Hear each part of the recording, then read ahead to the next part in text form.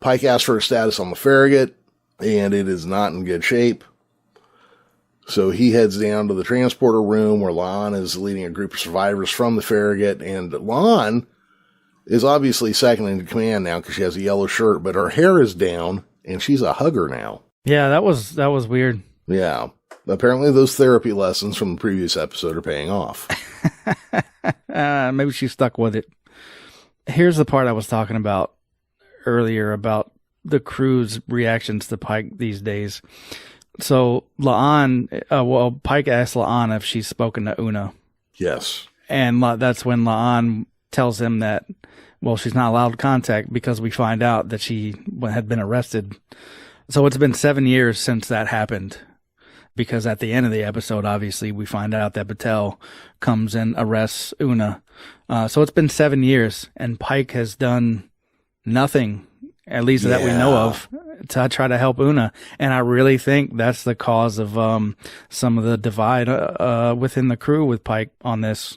I can see that because I didn't really consider it during and after this episode until like a week or two later, where I was like, well, wait, if she was still like in the Federation pokey, did he do nothing to get her out?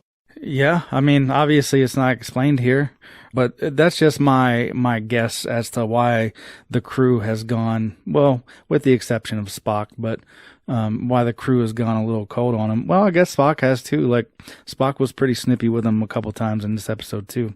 But you know what I did notice is that Spock keeps calling him Chris, which he doesn't do during the present quote-unquote days of Strange New World. No, I mean, he does do that to Kirk because they're such good friends. So maybe I'm wrong about the Spock angle, but I think that may be the reason why some of the other crew is kind of cold to him, because they're not like all familial like they are in the, Prime timeline.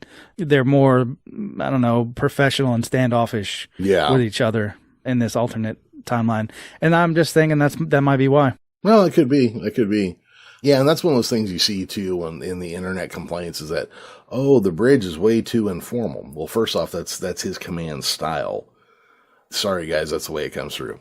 Hey, they'd be happy this episode with the bridge not being informal, because he like straight up yells at Ortegas to shut up. Yeah, a couple episodes back, we talked about him kind of getting worn thin on her shit a little bit, and yeah, definitely here.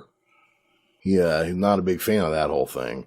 So yeah, you're right. They bring up Una, and he's surprised because in his time it hasn't happened yet.